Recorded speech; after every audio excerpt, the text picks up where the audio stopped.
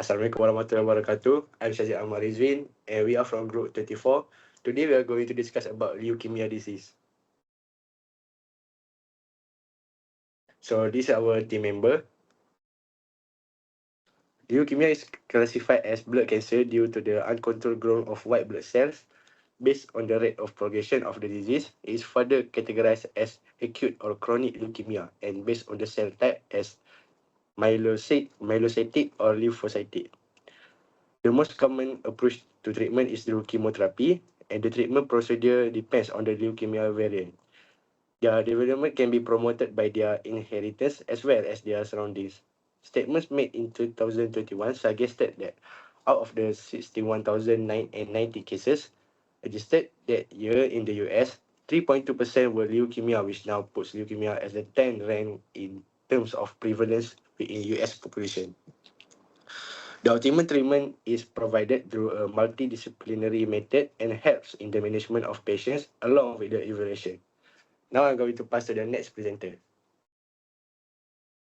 Hi, Assalamualaikum warahmatullahi wabarakatuh. My name is Nurish Fadila binti Muhammad Nasiruddin, and I will explaining the normal biological pathway regarding the leukemia disease.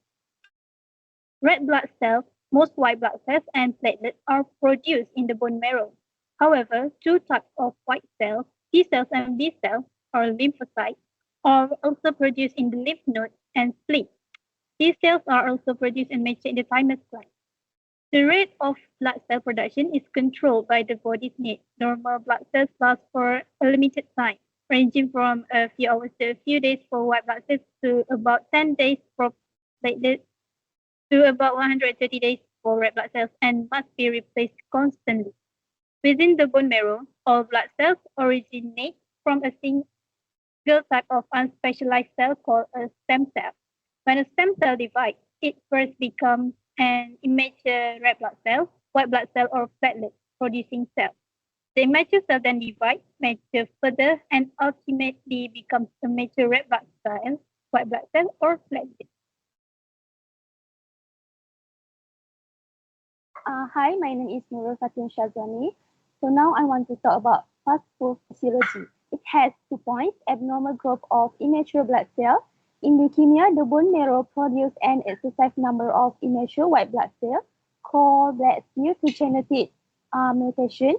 This abnormal cell growth uncontrollable to fail to mature in function blood cells. As a result, they accumulate in the bone marrow, taking up space and resources need to produce red blood cells, platelets, mature white blood cells. This disrupts the balance of blood cell production and leads to various health problems. Next is bone marrow failure and body problems. Overweight by abnormal white blood cells in leukemia, it becomes unable to produce enough red blood cells. This leads to anemia causing fatigue and weakness due to lack of red blood cells. Thrombocytopenia, which results in easy brushing and blinding because of low platelet counts. Neutropenia, making the body more vulnerable to infection due to shortage of functional white blood cells. Additionally, the abnormal cells can spread to other organs such as the liver and spleen, causing them to enlarge and triggering symptoms like fever, weight loss, and night sweat. Hi, I'm Siti Nursazana Akila binti Karazmi, and I'm going to talk about clinical features. So for leukemia, the common symptoms of leukemia is fatigue, weakness, and fever. Meanwhile, bruising and bleeding caused in the gums, nosebleed, or heavy menstrual bleeding, swollen lymph nodes in the neck, underarm, groin, or above the collarbone.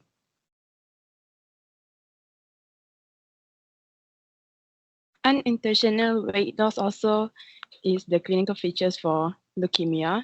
Tiny red spot on the skin, pale complexion, or sores or patches of skin that are pink or tan in the color happens. Frequent infections in the lungs, urinary tract, gums, or around the anus. Wound pain or tenderness, and enlarged liver or spleen can cause abdominal swelling or a feeling of fullness. Now I'm going to pass it to the next presenter. Okay, hi. My name is Nur Amanina binti Mahmud, and now I'll explain about the diagnosis of leukemia. There are a few of leukemia disease, but I will explain 4 of them. The first one is physical exam.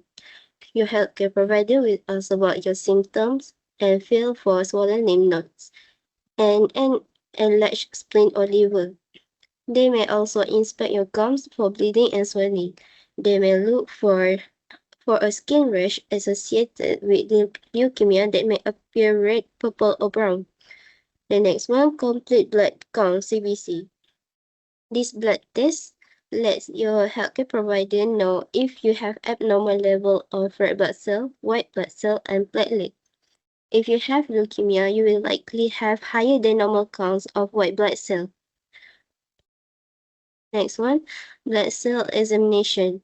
Your healthcare provider may take additional blood samples to check for markers that indicate the presence of leukemia cell or a specific type of leukemia. Flow cytometry and peripheral blood smear are additional tests your healthcare provider may order. And the last one, imaging and other tests. Your doctor may order a chest X-ray, CT scan, or magnetic resonance imaging MRI scan if symptoms indicate leukemia has affected your bones, organ, or tissue. The leukemia cells don't show up on imaging. That's all from me. Let me pass to the next presenter. Okay. Hi, my name is Wanafati Shafika. I'll present about treatment and management of leukemia. There is some treatment and management. For the first one is APL. APL patient typically present with bleeding diathesis with increased coagulation parameters, elevated PT, APTT, and low fibrinogen. When APL is suspected, it is important to start the treatment with ATRA or transretinoic acid rather than awaiting confirmatory tests with FISH. Standard risk APL patient respond well to ATRA and arsenic trioxide ATO with lesser complication during indication and recovery without needing an allogeneic stem cells transplant SCT. Patient needs to be monitored for electrolyte changes closely and electrodiagram for QTC prolongation change. Framingham formula during the utilization of ATO. High risk for APL along with ATRA and ATO, high risk patient achieve better responses with the addition of idarubicin. Differentiation syndrome is seen during 48 hours of ATRA initiations to even 3 weeks from starting therapy for APL.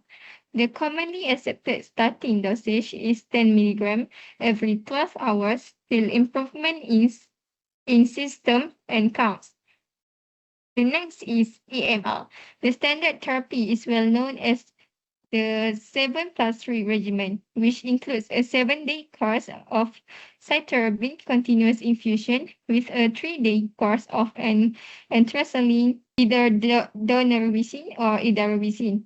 And with the advent of cytogenic and NGS testing, patients are now being stratified based on the molecular markers, resulting in prognostic and therapeutic implication. The outline of therapy based on the risk status per ELN, European Leukemia Net, is as follows. Favorable risk, the standard 7+3 regimen with or without GO and this chemo regimen can be attempted in patients more than 60 years old if they have good tolerability as determined by performance status. Patients who achieve complete response can complete consolidation without the obvious need for SCT unless patient relapse.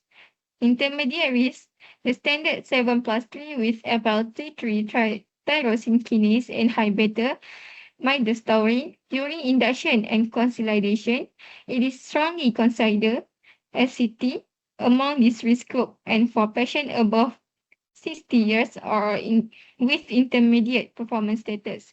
The therapy-related AML or AML arising from antecedent myelodysplastic syndrome or chronic myelomonocytic leukemia and patient will respond better with liposomal cytarabine and daunorubicin with which is a category 1 indication in NCCN guidelines.